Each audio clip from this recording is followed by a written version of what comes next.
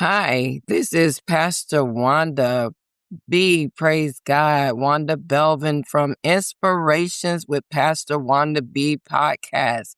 I just would like to just share briefly the awesome experience I have been having with Kim Parkinson. When I say she is dynamite in the Lord and in what she knows her stuff.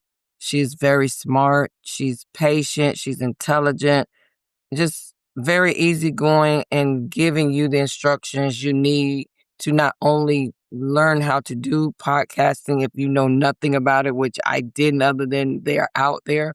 I mean, she doesn't make you feel like a dummy. She encourages you throughout the process. So I am so thankful for this divine connection that the Lord did through Kim, and we're still working, and I have been learning so much so fast. If you're familiar with YouTube, sometimes you can get a YouTube video and the person is either too out there or too down there, and it's just like, okay, you just need that even personality to help you to base yourself, ground yourself, if you would. And Kim has been that for me. I'm a visual learner, and she's very patient. So Hello there, beautiful souls. It is Kim Parkinson with Podcasting for Your Spiritual Business. And we are going to do a little bit more on visibility this week. So last week we had Jamie Hain in the house. So we had Jamie here for episode 048, and she talked about reels and visibility on camera.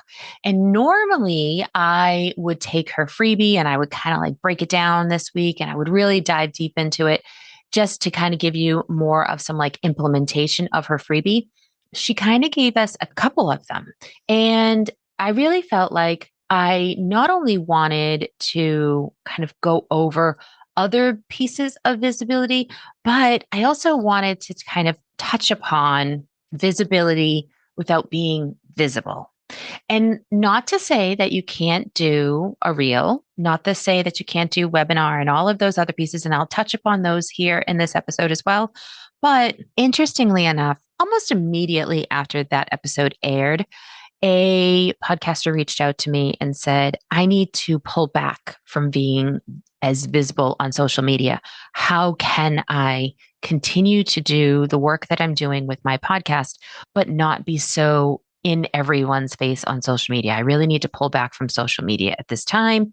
So, I thought this is actually the perfect time because there's a lot of different organic and effort based things that maybe I didn't talk about in previous episodes. And maybe you can rethink some of these now. So, this is kind of some hidden visibility on how to grow your podcast without always showing up on camera. And again, if showing up on camera is your thing, great. I love that. And please continue to do it.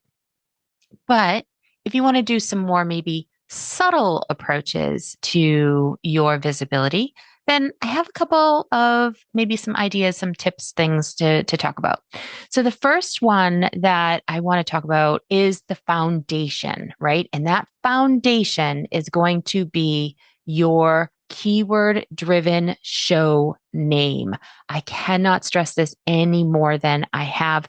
I'm gonna die on this hill because it works. It works because if you have a podcast name that is very specific to what you are talking about and to whom you are talking to, if you can really nail that down in your podcast name, then you are going to be found in the searches. I understand that you may be wanting to go with your brand name. Maybe it's not your brand, but maybe it's your method, or maybe you just think it's an amazing name. You're like, oh, this feels so aligned with me. But if nobody is finding that organically, what matters more to you? Being aligned with that name, having that branded name, or having a name where people find you and then you can then invite them into more of your branded naming or your more aligned programs with that name that you love, right? So stop thinking about it as a person, as in, I just absolutely love this name. This is an amazing name. And think of this more as something that a machine is going to be looking for, because ultimately that's what it is, right? Ultimately, a machine is going to be kind of sorting through all of the 4 million podcast episodes that are out there and saying, this person is looking for this. And oh, yep, I found this. And they're going to give it to them. But if somebody has a podcast, and I've mentioned this before, like, and I don't know, I'm not picking on any Amandas, by the way, but if you have a show called The Amanda Show, it's not only one, not going to tell us what it's about, but it's also two, there's going to be so many Amandas because it's going to pull from any titles that do have Amanda in them, somebody that may be popular, any host names that have Amanda in them, any descriptions that have Amanda in them, any episode names that have Amanda. So if they had a guest on and her name was Amanda, all that's going to be pulled too. So just be aware of that when you are naming them. Now, I do have brand new, hot off the press, I have a new 5-day free mini course that I would love to offer to you if you are struggling to find the right name for your podcast. So if you would like to grab that free 5-day mini course, it's an email course specifically. So you can do that at kpcreativemedia.com/name, NAME, hyphen your, YOUR, hyphen podcast. So it's name hyphen your hyphen podcast. So you can grab that. It's free. Like I said, it's 5 days and it is just a mini course and it just kind of walks you through exactly my framework step by step on a magnetic podcast name.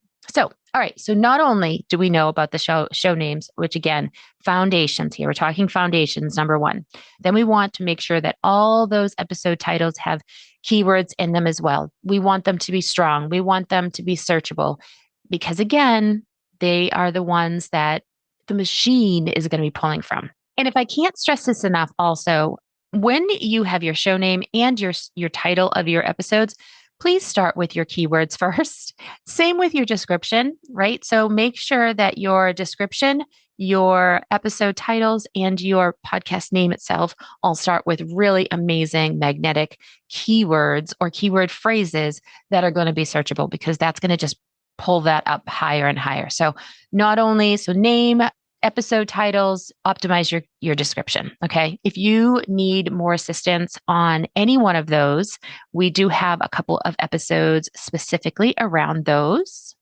If you are looking for a podcast description, you can look at or you can listen to episode 21. Or if you are looking for more keyword strategies for your titles and whatnot, you can listen to episode 22. Okay. So now, number 2, this is going to be passive visibility, the everywhere, but you're nowhere strategy here, right? So this is where you're going to do some kind of laid back approaches to visibility. First one, easiest one I think you can do, put your podcast link in your email signatures. Every email, here's your picture, here's your podcast link, maybe add like a listen to and your podcast name there. There's no effort there whatsoever. It goes out with every email that you send, whether or not that is a newsletter, whether or not that's just to a family friend or just to whatever. You never know when your email gets forwarded and or whether or not that person's like, oh, I didn't realize that and I'm going to go check that out. So always simple, easy, add it to your email signature. Make sure that your podcast is also listed on all of your social media link bios. You want to have your podcast link there, right? So you're sending them to that podcast to be listened to. Now, here's one thing that I do like. I do like it if you have your podcast up onto your website already, and then you can send them to your website and podcast at the same time. So in my case, it's kpcreativemedia.com/podcast. And so that way you're not only on my website listening to my podcast, but you are also there and can take a look around, right? See a little bit more about me and all that.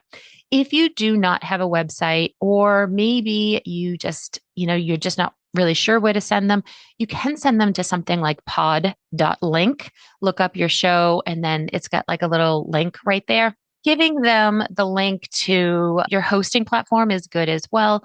I would highly suggest not sending them to one platform or another, meaning sending them to Apple or specifically to Spotify.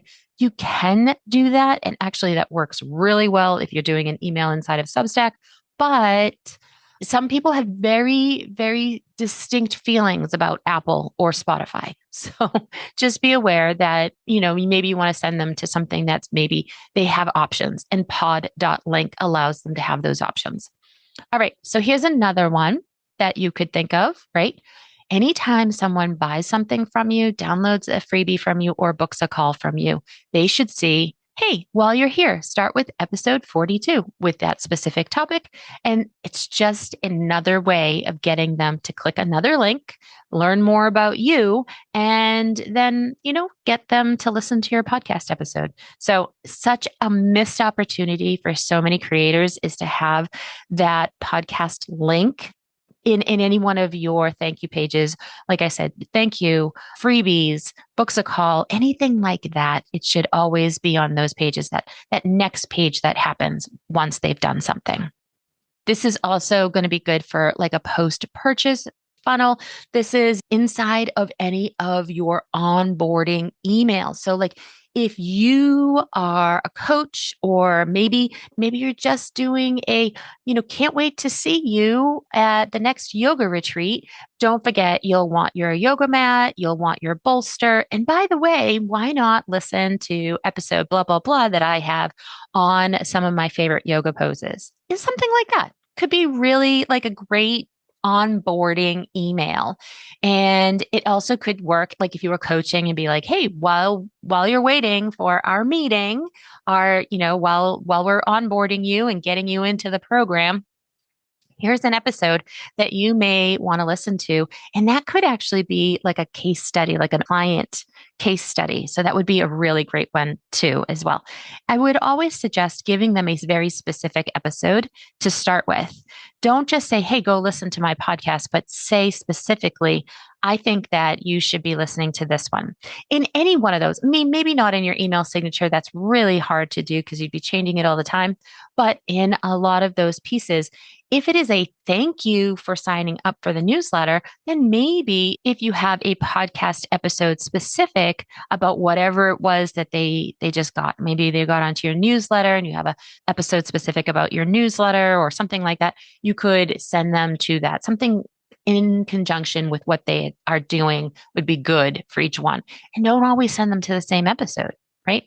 Send them to different episodes so that not just one episode's getting all the love. Okay, so now number 3 is a 72-hour visibility spike. Now, this is effort-based, but strategic. So we're going to talk about effort, but concentrated effort. Okay, so the 72-hour rule. This is what happens. You release your episode, and within 72 hours, this is the sweet spot. You want as many people to download and listen to your episode within that 72 hours so that Apple, Spotify, and all the rest of those say, hey, that episode was really popular. Whenever somebody suggests, let's send that out to them. Whenever anybody looks, we're going to send that out to them. We're going to pop that up higher in the algorithm. We're going to send that out. So that is just going to be more seen, more visible.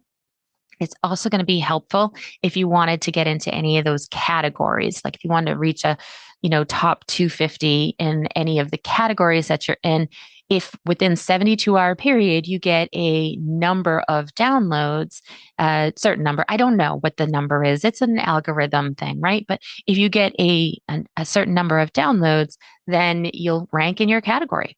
So a couple of things to think about when you are thinking about this 72-hour visibility spike, right? So you might want to, within 72 hours after you're doing this, and again, this is kind of effort-based. You might want to send out a quote graphic. You might want to send out an audiogram. Maybe it's going to be that 7 to 10 second clip. That could be good.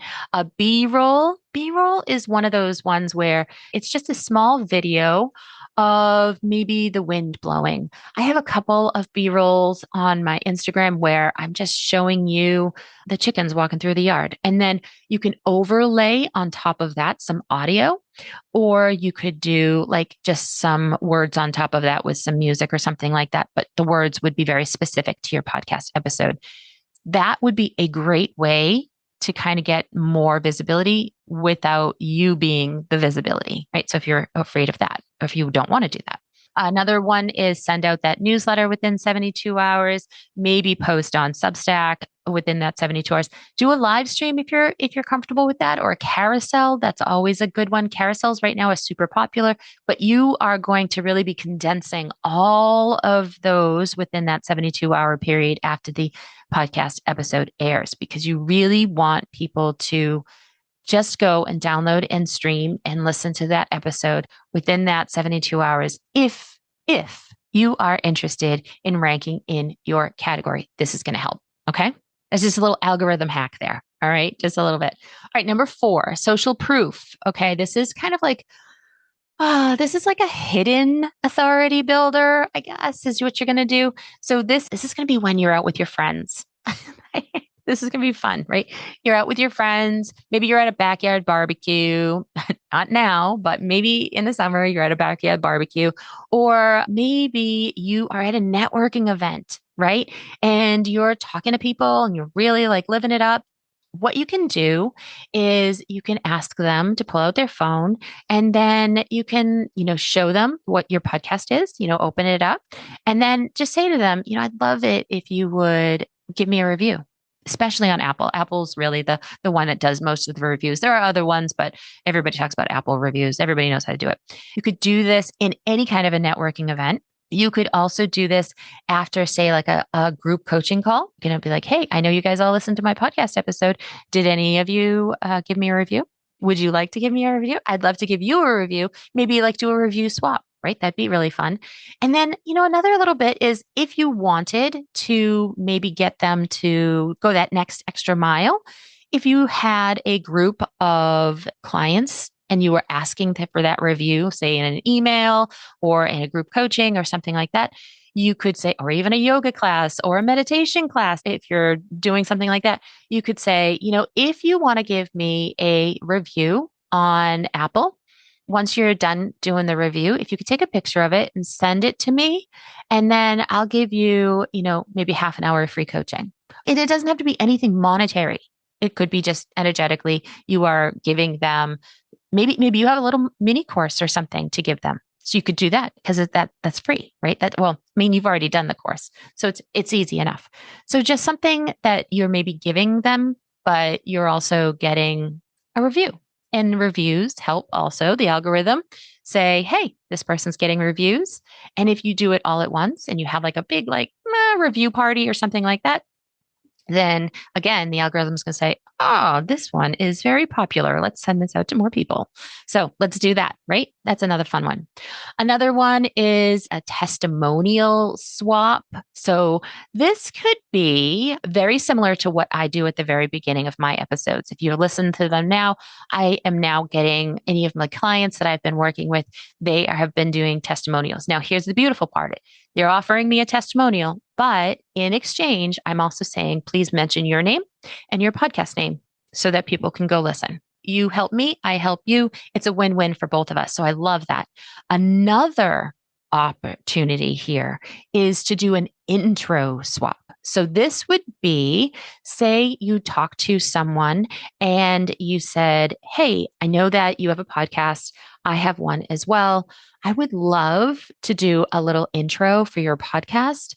And if you did one for mine, what we'll do specifically is, hey, my name is of what podcast, and this is the podcast with so-and-so. It's kind of like a different intro. The thing is what you're doing and what I'm doing with the testimonials at the beginning is I'm shaking it up because you're like, oh, who's she going to have on this week? I want to go back and listen. Or, oh, that's not Kim. Who is this? What am I listening to? So it's kind of like a little bit of a shakeup in the system. And again, you don't want them to be super long. You want them to be pretty short. And then it's just a nice way, again, of kind of reciprocity there with a little bit of, I'll do an intro for you. You can do an intro for me. Or alternatively, if you do a testimonial, please mention your podcast so that you get some love as well. Now, there's also borrowed visibility. Borrowed visibility without living on your social media. This is like podcast guesting, right? It is so easy for a podcast listener to go from listening to one person's podcast to another person's podcast. It's so easy. They are already right because they're already podcast listeners. So if you are interested in guesting, you go, you guest, you mention your podcast on that podcast, and then it's a nice, easy transition for somebody to kind of just move over to your podcast and listen there. Now, in other places are webinars, summits, any kind of speaking arrangements in person or online, any one of those. And then I just had a client do some radio. Why not? And I said to her, she says, I'm going to go do radio. And I said, great. Don't forget to mention your podcast. Don't forget. And again, here's that tip again. Don't just say, go listen to Podcasting for Your Spiritual Business, but say to them, hey, I'd love for you to listen to episode 22 of Podcasting for Your Spiritual Business. Start there. That's the best one to get started if you want to rename your podcast or whatever it might be. Give them something very specific so they don't just look and say, I don't know, where do I start? Then they go and they look for one specifically. People love it when you're like, you get rid of all of like the decision making. They love it when you just make that decision for them. So number 6, paid visibility. So this is strategic because it's not just to Facebook and Instagram and LinkedIn. This isn't you just like saying, oh, I'm going to throw money at ads. Don't throw money at ads. You don't want those. You want specific podcast ads. We're talking Overcast, Podcast Addict, Acast. We want those to be any kind of banner ads in a player. They have a warm audience already. They have listeners already. You're not just throwing money out there to Meta and saying, hey, go listen to my podcast. And they're like, I don't even know what a podcast is. No, these are very specifically already podcast listeners. And you can, if you get the right price, you can get quite a bit of new followers just based on that strategy alone. Okay, so here's a couple of hidden ones that maybe you don't know, or maybe it's kind of like a little sneaky, but not sneaky in a bad way, but just kind of throwing them under the radar here. Okay. When networking, speaking, or guesting, you're going to tell them to start with an episode. Again, numbers are easier to remember than titles. It just makes it really friction free. So always make sure that you tell them in any one of those webinars you're doing, YouTubes you're doing, podcast guest you're doing, always tell them to start with an episode. And then maybe, hopefully, that person can link that specific episode in the show notes or wherever it might be. But make sure that you tell them that. Now, another one inside of episodes, and I did this earlier today, you just tell them what episode to go to. So, you know what? If you want to know more about podcast descriptions, you'll want to go and you'll want to listen to podcast episode number 21 and listen to that episode. And that is going to give you more information on how to find keywords and how to write your description for your podcast, making sure that you're linking back to old episodes within your episode today. Another one is you've already made that B-roll, or maybe you didn't. Maybe you're like, I don't know. I don't want to send it out onto my social media platforms, but why not send it out to Pinterest? Pinterest is a searchable platform. We've talked about Pinterest before. It's got a really long shelf life and it's less forward facing. So if you're thinking, I don't want to put it into my personal social media, but I do want to do something, you could turn a B-roll clip, which again doesn't have your face in it, into a Pinterest pin or into something like that. So that would be hidden but effective for people to be able to find you. Another one is a guest follow-up sequence. So after guesting, you could ask that guest if you could send a little email. You could do a little email swap with them and you could say, hey, I have a little blurb. Would you mind sending this out to your people when you send out an email? And basically just says, hey, this is so-and-so. Thanks for listening to last week's episode. I really appreciate it. And here's a resource. Here's a mini course. Here's a little something about something. And then also, this is the episode number I recommended that you start with. Almost nobody does this. And realistically, if you were a guest on my podcast and you told me that you wanted to do this, I would be like, absolutely. Because writing those like little blurbs is really hard. But if you had something very specific from that guest, yeah, Yes, please. I'm signing up. So just think about that. It could be like an additional little tweak that you could offer to the host, right? And offer to the host's newsletter people. It's not that you are asking for their newsletter list. It's just that you're saying, hey, I have this little blurb. Could you just add it to your newsletter? Because I would love to just offer this additional resource to your listeners and just remind them about the episode number that I mentioned. Another one that you could do, again, another little hidden, sneaky way to add these podcast visibility in is mention your podcast in your proposals, your agreements, and your contracts. I know it's kind of crazy, right? Maybe even the bottom of your invoice. So at the bottom of your invoice where it just says, thank you for your prompt payment, you could say something like, thank you for your prompt payment. And also, please listen to episode da da da da da. What a great way to remind the person that is making a payment to you, or maybe it's on the receipt as well, that you have a podcast and it's just layering on more authority. It's just saying, hey, I have this and I'd love for you to go listen. Make it as easy for them to find those links as you possibly can. And put them everywhere, spray them around like they are seeds in the wind, because you just want everybody to be downloading and listening to your podcast. One more here, calendar-based visibility. So when someone schedules a call or books a service with you, an auto email that says, thank you, can't wait. And I did mention this earlier, but again, just any kind of call booked, right? It's not just on that thank you page that flips over, but the email reminders, right? You could do a PS at the bottom and it could just say, hey, while you're waiting for our call, please listen to episode number and just tell them. It just, again, just one more way, one more layer of, I want you to go listen to my podcast. And this is a great way to just give them that link, make it as easy for them as possible. And also, again, anytime you send them any kind of correspondence, it should have your podcast episodes in it. Now, I say that, and I don't always do that. I'm working on it. So it's always a work in progress and it's a lot, right? I totally understand that. I am a solopreneur myself. So I 100% understand that maybe you're like, I can't do all of these. I can't do all of these today. Nope, you can't. But you know what? Maybe you can re-listen to this episode and do one more every week or one more every month. You don't have to do them all. But if you're looking for some podcast growth that is visible without being seen, then maybe this is a great way to do that. Just a couple of these little tips here, just a couple of things. Next time you're making that thank you page, just add that podcast into there. That way you are getting some love to your podcast and maybe even a specific episode that you want them to listen to. All right. Hopefully this gives you some more ideas on just some more visibility, and go out there, be visible, have your podcast be found, and make some money. Until next time, where your voice flows, your business grows. See you then. Thank you so much for listening to this episode of Podcasting for Spiritual Women. If you would like more strategy and tips and some tricks on how to make your podcast better, I recommend that you join my newsletter list.